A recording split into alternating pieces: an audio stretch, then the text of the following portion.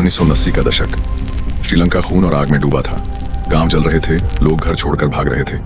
भीड़ में छोटे बच्चे, औरतें, बूढ़े, सबके चेहरों पर डर साफ था। दूसरी तरफ श्रीलंकाई सेना जंगलों में गश्त कर रही थी और उसी जंगल में LTTE यानी liberation tigers of Tamil Eelam अपने हथियारों के साथ खड़ा था। युवा लड़ाके, कंधे पर AK-47, पीछे लहराता तमिल टाइगर का झंडा। उनके दिल में सिर्फ एक सपना, एक स्वतंत्र राज्य तमिल ईलम। उस दौर में भारत के प्रधानमंत्री राजीव गांधी थे। सफेद कुर्ता पायजामा पहने सख्त चेहरे के साथ उन्होंने एक फैसला लिया। भारतीय सेना को शांति बनाए रखने के लिए श्रीलंका भेजा जाएगा। इस सेना को कहा गया IPKF, Indian peace keeping force. लेकिन यह फैसला LTTE के दिल में आग बनकर उतर गया। अंधेरे कमरे में LTTE के नेता नक्शे पर नजर गड़ाए बैठे थे। उनकी उंगली भारतीय झंडे पर गुस्से से ठहर गई। इसी गुस्से से जन्म लिया एक प्लान ने। इस प्लान का मास्टरमाइंड था शिवरासन, जिसे लोग एक आंख वाला जैक कहते थे। उसके सामने मेज पर फैले थे तमिलनाडु के नक्शे, राजीव गांधी की तस्वीरें और बम बनाने का सामान। हत्या को अंजाम देने के लिए चुनी गई एक औरत, धनु, साड़ी पहने, मासूम सा चेहरा, लेकिन आंखों में लौह संकल्प। उसने अपने बदन पर RDX बांध लिया, आईने में खुद को देखा और साड़ी से उसे ढक लिया। शिवरासन ने उसके कान में आखिरी बार फुसफुसाया, याद रखना, यह मिशन अधूरा नहीं रहना चाहिए। 21 मई 1991, धूप से चमकता हुआ तमिलनाडु का छोटा शहर श्रीपेरम्बदूर। सड़कें झंडों और पोस्टरों से सजी थी। हजारों समर्थक इकट्ठा हुए थे। राजीव गांधी सफेद एम्बेसडर कार से उतरे, चेहरे पर वही पहचान वाली मुस्कान। चारों तरफ सुरक्षा घेरा, लेकिन जनता के लिए हमेशा खुले हुए। भीड़ में महिलाएं माला लिए खड़ी थीं। उन्हीं के बीच खड़ी थी धनु। उसके हाथ में भी माला थी, लेकिन सीने के भीतर छिपा था मौत का सामान।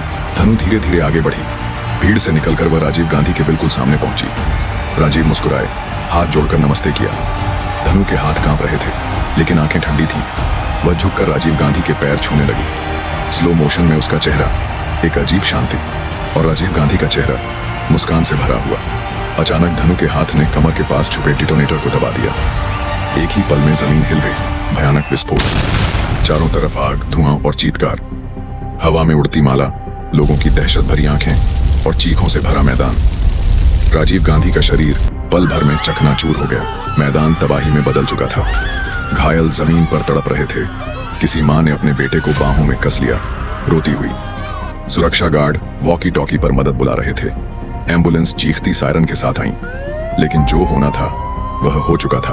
उसी रात पूरे भारत ने अपने अपने टीवी पर एक ही खबर देखी, राजीव गांधी की हत्या। लोग अखबारों की हेडलाइन पढ़ते हुए रो पड़े। दिल्ली से लेकर चेन्नई तक देश भर में मोमबत्तियों का सागर उमड़ पड़ा। हाथों में तिरंगा और राजीव गांधी की तस्वीरें। भारत शोक में डूब गया। सरकार ने विशेष जांच दल SIT बनाई। कमरे में सबूतों के ढेर, दीवारों पर धानु और शिवरासन की तस्वीरें। रेड धागे से जुड़े सबूत।